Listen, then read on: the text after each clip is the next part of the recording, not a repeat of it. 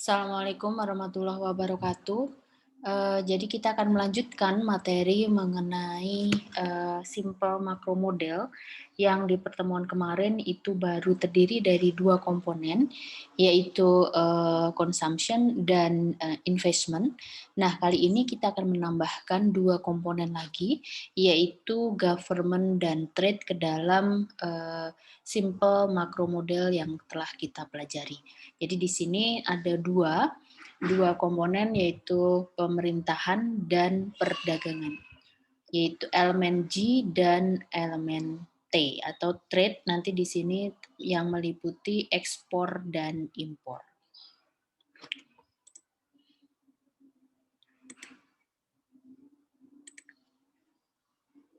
Untuk komponen yang pertama, jadi kita akan menambahkan komponen government ke dalam penghitungan makro model yang kita punya. Dan terkait dengan government atau pemerintahan ini biasanya akan membawa kepada fiscal policy atau kebijakan fiskal. Jadi ketika bicara mengenai government, ini berarti kita juga akan membicarakan yang namanya kebijakan fiskal yang akan diambil oleh pemerintah. Nah, apa yang dimaksud dengan kebijakan fiskal di sini?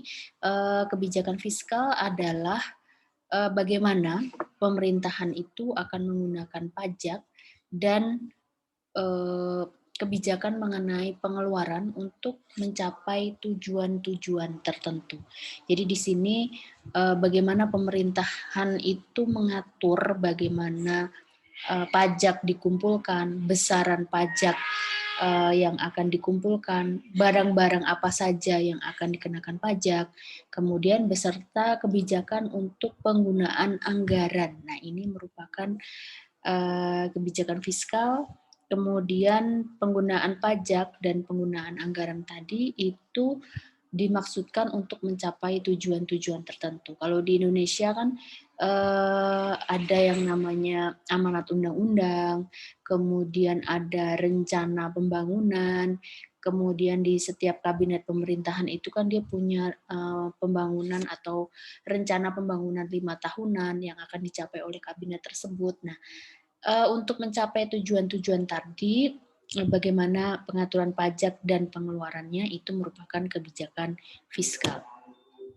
Kemudian untuk yang berikutnya adalah kita akan membedakan antara di sini yang merupakan transfer payment, kemudian aggregate desired expenditure. Seperti yang disinggung di pertemuan kemarin, itu ketika government itu menyewa pegawai, memperkerjakan pegawai, berarti kan harus membayarkan gaji, kemudian membeli peralatan perkantoran, kemudian membeli bahan bakar untuk kegiatan pertahanan keamanan. Nah, ini merupakan demand yang akan langsung ditambahkan ke pembelian barang dan jasa. Jadi yang pembelian bahan bakar tadi barang, terus office supplies itu barang juga. Nah, jasa tadi membayar upah pegawai. Nah, ini merupakan pengeluaran pemerintah, pembelian pemerintah yang masuk ke dalam komponen G. Nah, sementara untuk yang transfer payment di sini itu tidak akan secara langsung mempengaruhi desired aggregate expenditure-nya. Jadi di sini yang dimaksud dengan transfer payment, contohnya kemarin adalah pembayaran insurance. Jadi ketika pegawai itu bekerja, kemudian dibayarkan asuransinya, asuransi kesehatannya, nah itu merupakan transfer payment. Jadi itu akan berbeda, tidak termasuk ke dalam government purchase. Tetapi ketika insurance tadi, asuransi kesehatan tadi dimanfaatkan oleh pegawai, jadi ketika dia sakit, dia akan mengklaim asuransinya, maka itu akan masuk sebagai disposable income dari sisi si pegawai tadi.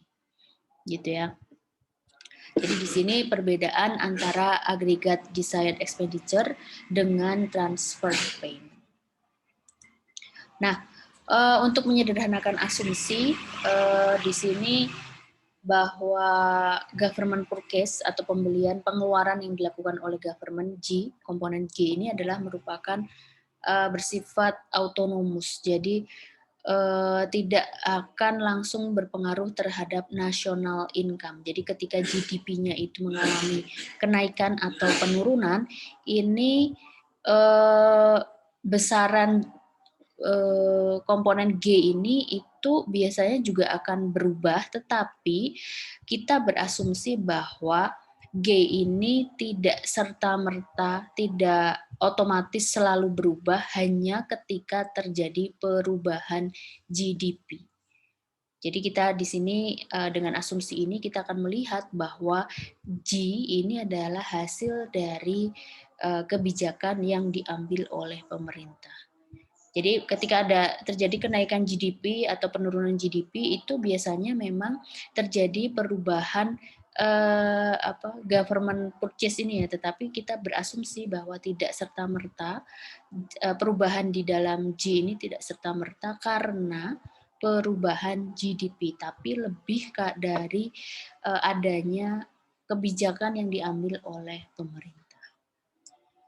Kemudian berikutnya yang terkait dengan government purchase ini adalah tentang net tax revenues. Jadi yang dimaksud dengan net tax atau pajak bersih ini merupakan pendapatan yang diterima dari pajak dikurangi dengan transfer payment. Jadi yang dimaksud dengan pajak bersih itu adalah keseluruhan total pajak yang diterima setelah dikurangi transfer payment-nya. Nah, jadi di sini kita berasumsi bahwa pendapatan pajak bersih ini akan bervariasi sesuai dengan level of national income-nya. Jadi kalau jadi maksudnya besaran dari net tax ini akan selalu berubah-ubah tergantung dari national income-nya. Nah, tapi tax rate-nya itu merupakan bersifat otonomus. Jadi tax rate-nya itu dia tertentu, besarannya itu adalah tertentu yang ditentukan oleh pemerintah.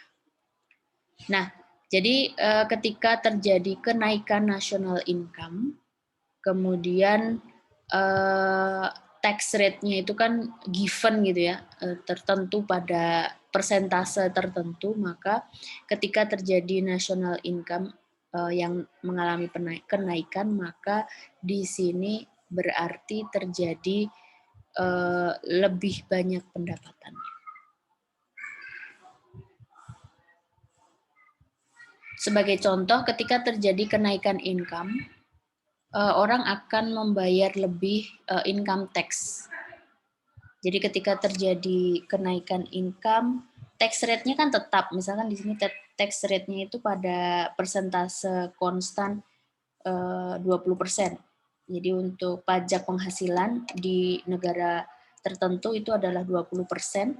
Kemudian ketika terjadi kenaikan income, 20%-nya ini kan besarannya sama ya, 20%, tetapi total dari pendapatannya kan sekarang mengalami kenaikan. Sehingga di sini terjadi penambahan revenue dari tax. Meskipun besaran tax rate-nya itu tidak mengalami perubahan. Nah, kemudian sebagai tambahan ketika terjadi kenaikan income, pemerintah itu biasanya mengurangi transfer ke rumah tangga.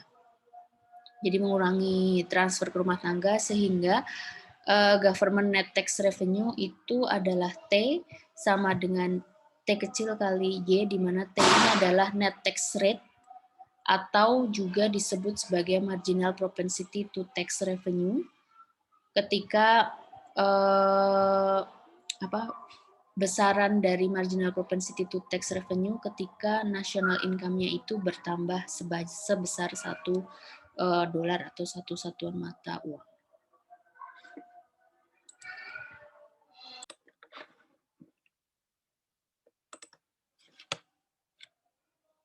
Kemudian yang berikutnya adalah keseimbangan anggaran atau budget balance. Jadi di sini yang dimaksud dengan budget balance adalah perubahan atau selisih antara pendapatan pemerintah, kemudian selisihnya dengan government expenditure. Jadi yang diterima, selisih antara yang diterima dengan yang dikeluarkan. Nah, tadi kita di slide-slide sebelumnya membahas tentang bahwa penerimaan itu adalah dari pajak, kemudian pembelian yang dilakukan oleh pemerintah itu adalah dari komponen G tadi ya.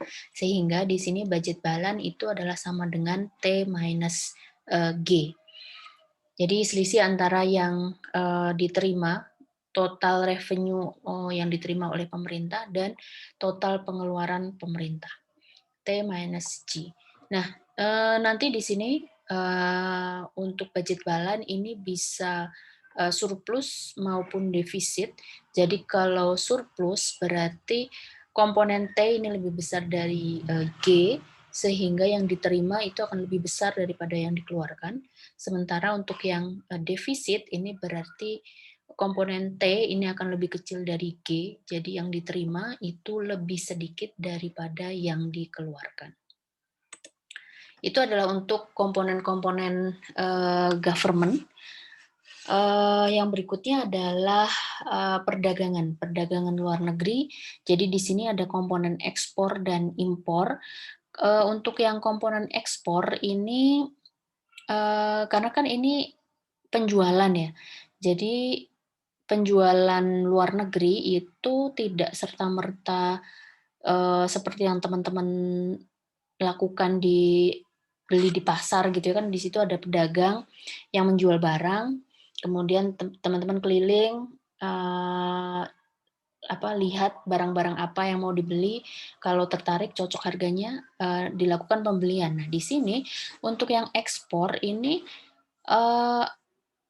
pembelian yang akan dilakukan itu harus dengan agreement gitu ya. Jadi dari sisi negara pengekspor ini harus ada agreement dulu, perjanjian. Jadi tidak bisa serta-merta keputusan untuk melakukan pembelian itu kita bisa pengaruhi. Jadi kan kalau yang ekspor ini akan tergantung dari ada yang beli atau enggak gitu ya. Kemudian seberapa banyak yang mau dibeli itu kan tergantung dari yang pihak luar negerinya kan, mau berapa kontainer misalkan. Terus jenisnya apa saja. Nah, ini jadi untuk yang komponen ekspor itu dia tidak akan tidak bisa kita pengaruhi. Sementara untuk yang impor itu tergantung dari keputusan yang dilakukan oleh rumah tangga dan perusahaan. Kenapa? Karena di sini terkait dengan komponen-komponen produksi dan konsumsi. Produksi kan berarti dari firms ya, dari perusahaan-perusahaan itu ketika dia mau menghasilkan output, itu dia perlu bahan input apa saja, kemudian apakah ada barang yang harus dia impor, harus dia datangkan dari luar negeri. Nah, sehingga keputusan-keputusan impor ini sangat erat kaitannya dengan keputusan yang diambil oleh rumah tangga dan perusahaan. Karena untuk yang dilakukan atau yang terjadi di Indonesia itu kan rata-rata ada banyak sekali barang yang memerlukan input yang berasal dari barang impor. Nah, jadi kalau yang ekspor itu tidak akan mengalami perubahan ketika national income itu berubah. Nah, di sini yang impor ini karena tadi terkait dengan keputusan rumah tangga dan perusahaan, maka dia akan mengalami perubahan ketika national income-nya juga mengalami perubahan. Ketika konsumsinya mengalami peningkatan, maka volume impor juga akan mengalami peningkatan. Kemudian ketika konsumsinya itu mengalami kenaikan dengan national income, terdapat hubungan yang positif antara impor dan national income. Jadi di sini hubungannya adalah import sama dengan M kali Y, di mana M adalah marginal propensity to import. Jadi jumlah kenaikan impor ketika national income mengalami kenaikan sebesar $1. Y adalah national income. Kemudian untuk model yang kita buat secara sederhana, net ekspor NX ini adalah X nilai ekspor dikurangi M kali Y. M sekali lagi adalah marginal propensity to import, Y adalah national income. Jadi NX sama dengan X minus MY itu merupakan fungsi net export function. Jadi di sini misalkan kita punya actual national income Y, kemudian komponen ekspor X, kemudian import IM sama dengan 0,1 Y. Jadi di sini M-nya itu adalah 0,1, marginal propensity to import itu adalah 0,1, sehingga kita bisa hitung net exportnya X minus IM 0,1 kali Y untuk setiap level dari aktual national income-nya. Jadi di sini ekspornya selalu konstan karena tadi autonomous ya, tidak mengalami perubahan ketika terjadi perubahan national income. Kemudian di sini marginal propensity to import-nya adalah 0,1. Kemudian kita bisa lihat bahwa net export itu mengalami penurunan seiring dengan perubahan nasional income-nya. Jadi dia net ekspornya selalu mengalami penurunan ketika aktual national income-nya mengalami kenaikan. Ketika digambarkan, di sini di gambar yang pertama itu adalah antara national income, ini Y, dengan import and export-nya. Kemudian untuk yang gambar nomor 2 ini hanya dari net export. Jadi untuk yang net export ini ya, net export ini adalah X minus IM, jadi dia selalu mengalami penurunan seperti ini.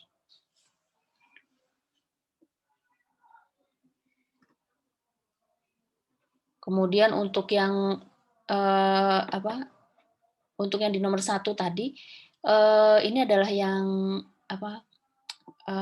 ekspor, kemudian ini adalah yang import. Jadi ekspornya kan konstan, kemudian importnya itu mengalami kenaikan ini ya, karena IM sama dengan 0,1 Y. Kemudian sekali lagi perbedaannya dengan yang di gambar nomor 2 ini adalah sudah net export yang di kolom paling terakhir ini. Kemudian bagaimana net export function-nya itu mengalami pergeseran. Jadi di sini bagaimana si net export function itu mengalami pergeseran ini ketika terjadi adanya perubahan harga, international relative price. Jadi ketika terjadi perubahan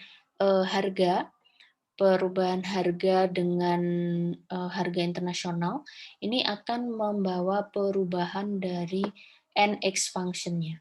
Jadi di sini bisa ada dua kemungkinan, apakah harganya itu mengalami kenaikan atau penurunan. Jadi misalkan di sini terjadi kenaikan harga relatif ke harga luar negeri.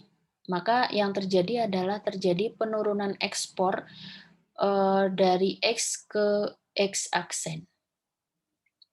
Dari X ke X aksen. Jadi di sini terjadi kenaikan harga dalam negeri dibandingkan dengan harga luar negeri. Ketika terjadi seperti itu, maka ekspor itu akan mengalami penurunan dari X ke X aksen. Kemudian impornya akan mengalami kenaikan dari IM ke IM aksen. Sehingga perubahan ini itu akan membawa pergeseran dari net ekspornya. Net ekspornya semula adalah NX, kemudian dia akan bergeser ke NX aksen.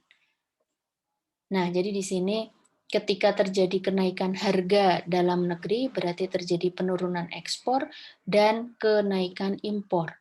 Bagaimana kalau terjadi penurunan harga dalam negeri, maka akan terjadi efek yang sebaliknya.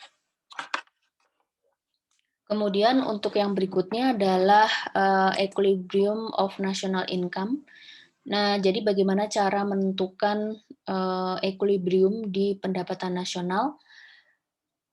Ada beberapa langkah yang terkait dengan konsumsi, kemudian di situ ada sekarang kan berarti ada tax, kemudian ada trade tadi ya. Kemudian di sini yang pertama adalah kita tentukan dulu eh, net tax rate-nya, T kecilnya itu berapa. Jadi di sini misalkan 10%. Yang perlu diketahui bahwa net tax rate itu kan ini merupakan simplifikasi gitu, karena kalau dalam kehidupan nyata, kehidupan yang sebenarnya, besaran pajak itu kan berbeda-beda tergantung dari jenis pajak.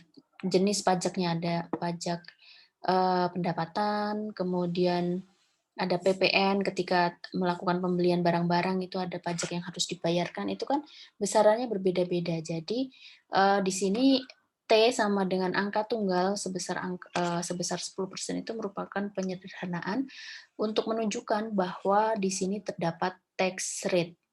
Walaupun dalam kehidupan yang sebenarnya tax rate yang ada itu bukan merupakan angka tunggal. Karena tergantung dengan berbagai jenis pajak yang diterapkan dalam suatu negara.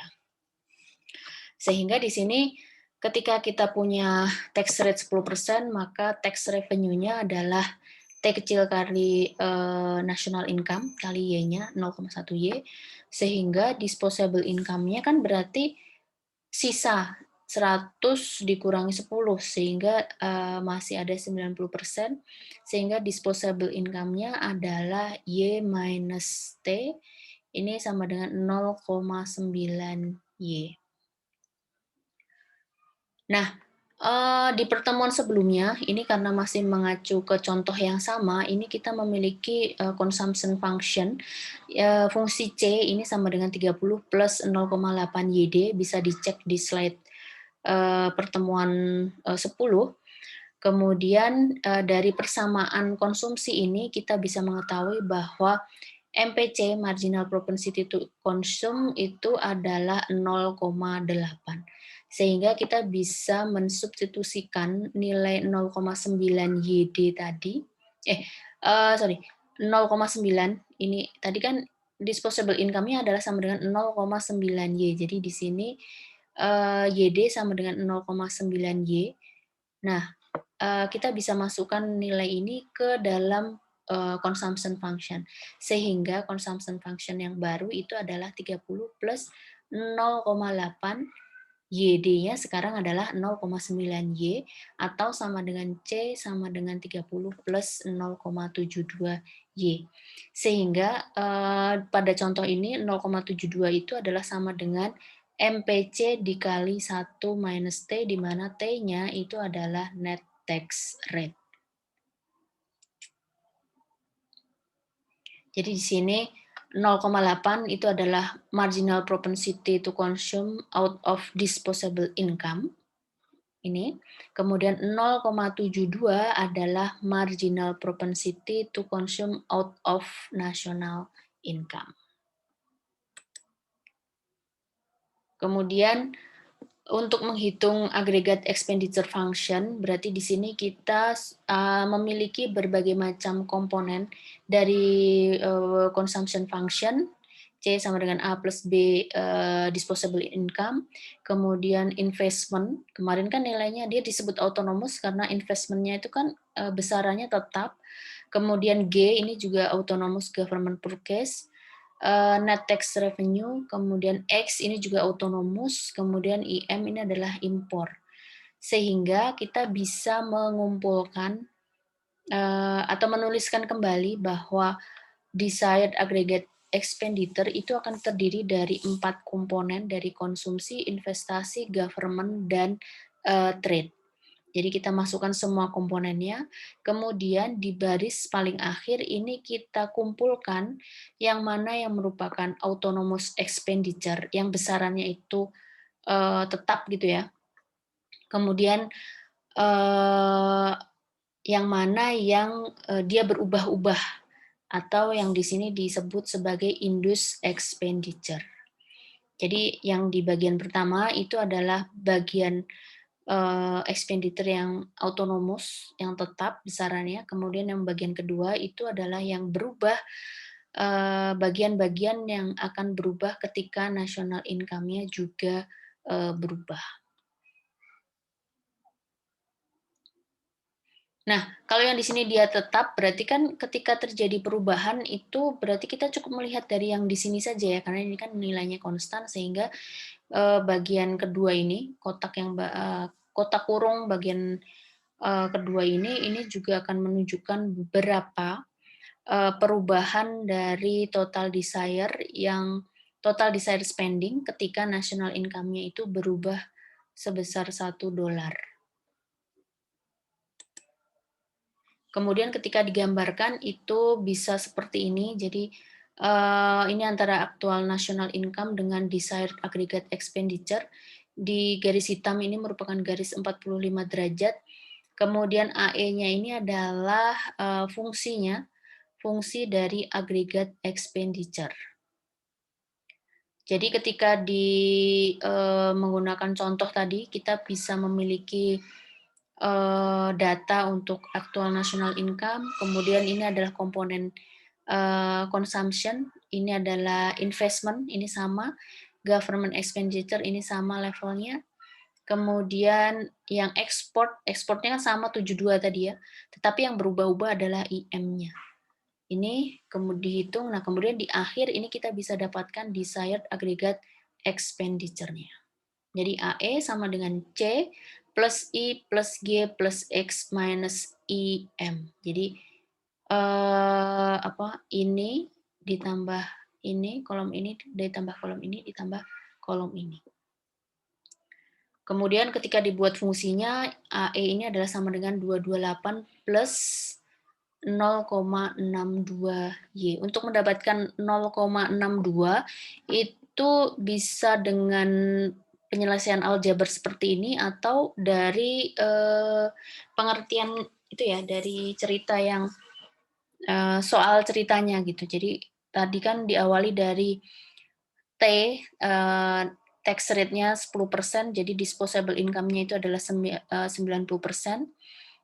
Kemudian 80% dari disposable income-nya itu dari fungsi consumption yang kita punya itu adalah 80% dari disposable income, 72 itu adalah untuk konsumsi. Kemudian 10%-nya itu 10% dari seluruh pengeluaran itu merupakan import. Ini ya, 10% di sini. Nah, sehingga ketika pengeluarannya itu mengalami kenaikan sebesar 62, maka di sini marginal propensity to spend-nya adalah 0,62.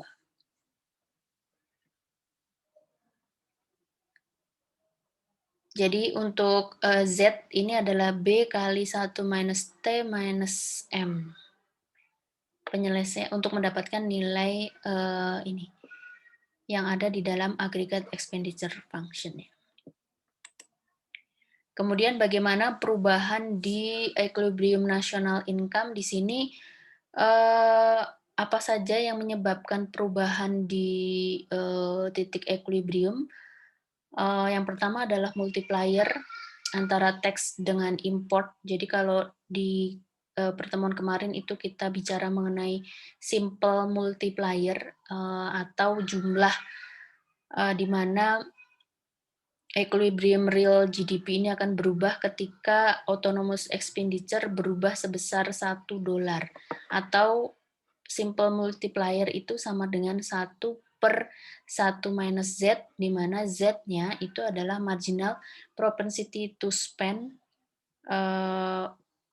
per national income. Jadi di pertemuan kemarin, ketika kita membahas mengenai simple multiplier, maka nilai Z ini adalah MPC, marginal propensity to consume.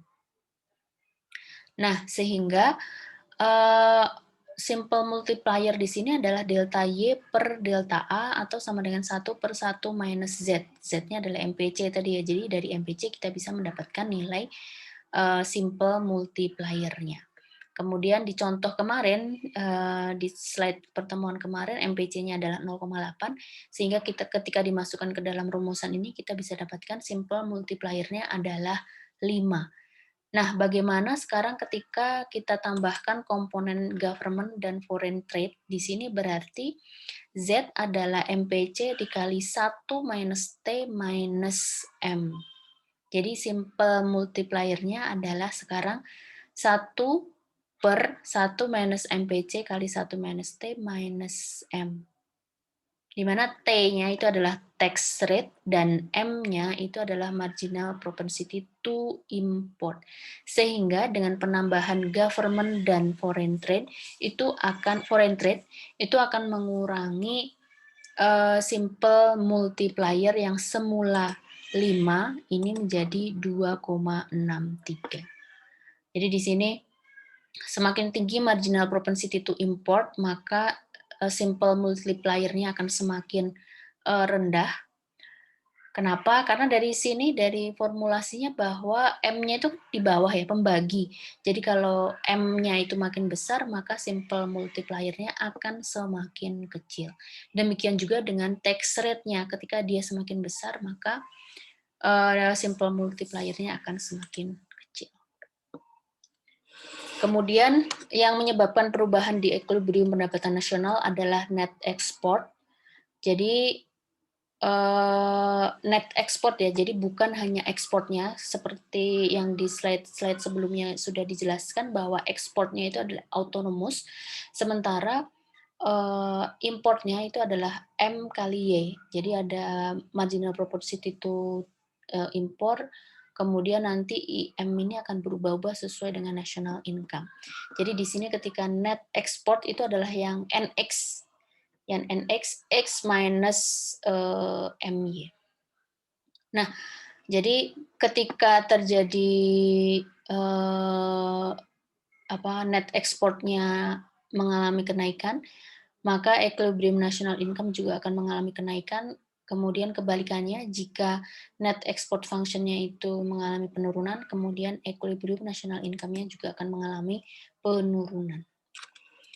Kemudian yang menyebabkan perubahan equilibrium yang ketiga adalah fiscal policy. Jadi di sini fiscal policy ini terkait dengan intervensi yang dilakukan oleh pemerintah ketika melakukan penstabilan dalam rangka supaya national income-nya itu mendekati potensial GDP-nya. Ingat, yang dimaksud dengan potensial GDP itu adalah level GDP ketika semua faktor produksi itu digunakan secara penuh. Jadi tidak ada faktor produksi yang menganggur atau idle. Jadi di sini semua faktor produksinya dioperasikan secara penuh. Kemudian kalau misalkan terjadi gap, ini berarti disebut sebagai lebih rendah ya. Aktualnya itu lebih rendah dari GDP potensial, ini berarti disebut dengan recessionary gap. Kalau lebih tinggi, ini berarti disebut sebagai inflationary gap. Untuk yang pertama, jadi ketika di sini kita bisa lihat equilibrium awalnya itu adalah di titik E0, di mana national income-nya itu adalah Y0. Sementara potensial GDP-nya adalah Y star ini. Jadi aktual national income-nya lebih kecil daripada potensial GDP. Nah, government ini bisa menambah pembelian, G-nya itu bisa diperbesar, kemudian mengurangi tax, kemudian menaikkan transfer payment sehingga AE ini akan meningkat ke AE aksen. Sehingga titik equilibriumnya sekarang akan berpindah ke titik ini. Kemudian untuk yang di gambar kedua ini adalah ketika actual national income-nya itu lebih besar daripada potensial GDP. Kemudian titik equilibrium awal itu adalah E1. Nah, yang dilakukan pemerintah dalam keadaan seperti ini adalah dengan mengeluarkan kebijakan fiskal. Jadi antara lain adalah mengurangi G, komponen pembelian pemerintah, kemudian menambah tax, kemudian mengurangi transfer payment, sehingga AE ini akan bergeser, akan turun ke AE aksen, sehingga titik equilibrium barunya itu berpindah ke titik ini. Jadi mengurangi equilibrium national income dari E1 ke titik yang di sini. Kemudian perubahan equilibrium, tadi juga di gambar sebelumnya ada perubahan G gitu ya, pembelian government purchase.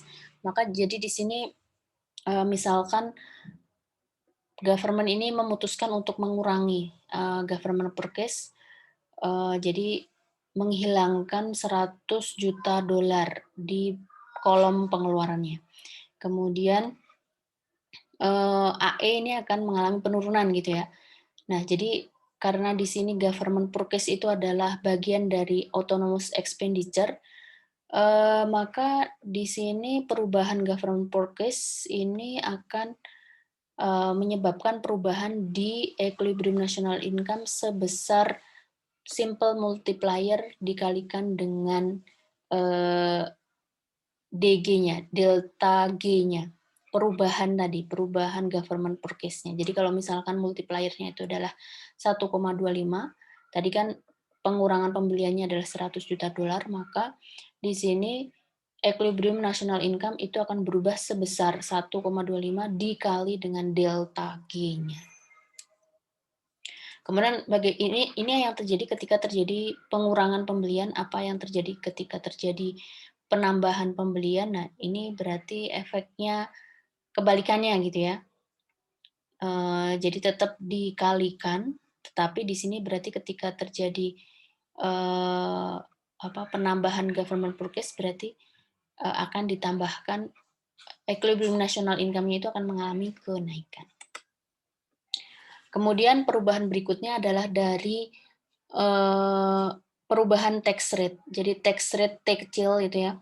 Jadi di sini kalau dilihat dari gambarnya, tadinya tax rate-nya itu adalah sebesar T yang agregat expenditure-nya adalah AE0. Kemudian ketika terjadi perubahan tax rate, maka akan menyebabkan perubahan slope. Jadi yang tadinya equilibrium-nya ada di E0 itu akan berubah ke E1, di mana AE0 ini akan berubah ke AE1, kemudian titik potong dengan antara AE dengan garis 45 derajat atau AE sama dengan Y itu adalah titik equilibrium baru. Jadi ketika dilihat aktual national income yang semula Y0 itu sekarang berubah ke Y1. Nah, di sini berarti ada beberapa hal yang sudah kita pelajari bahwa tadi yang pertama adalah terkait dengan equilibrium national income. Jadi equilibrium level dari national income di mana desired aggregate expenditure ini akan sama dengan actual national income. Kemudian di pertemuan kemarin dan sekarang kita sudah membahas mengenai simple multiplier yang ada dua treatment di mana simple multiplier dengan dan tanpa government. Jadi kalau tanpa government itu berarti sama dengan MPC, marginal propensity to consume. Tetapi ketika sudah ditambahkan government dengan foreign trade tadi ya, ini berarti sekarang ditambahkan simple multiplier-nya itu adalah ditambahkan dengan komponen tax rate dan marginal propensity to import. Kemudian yang dimaksud dengan demand determine output, ini kembali ke asumsi dasar bahwa national income model yang kita gunakan itu berdasar pada asumsi bahwa harga yang digunakan itu adalah pada level konstan, sehingga national income-nya itu disebut sebagai demand determined. Kemudian di sini ada dua contoh di mana demand determined ini bisa berlaku. Yang pertama adalah ketika terdapat unemployed resources dan firm yang memiliki excess capacity. Kemudian situasi kedua adalah ketika firm ini bertindak sebagai price setters atau dia memiliki kemampuan untuk mengubah level harga dan otomatis akan mengubah level produksinya. Jadi demikian penjelasan mengenai simple makro model ketika sudah ditambahkan komponen government dan foreign trades. Terima kasih. Wassalamualaikum warahmatullahi wabarakatuh.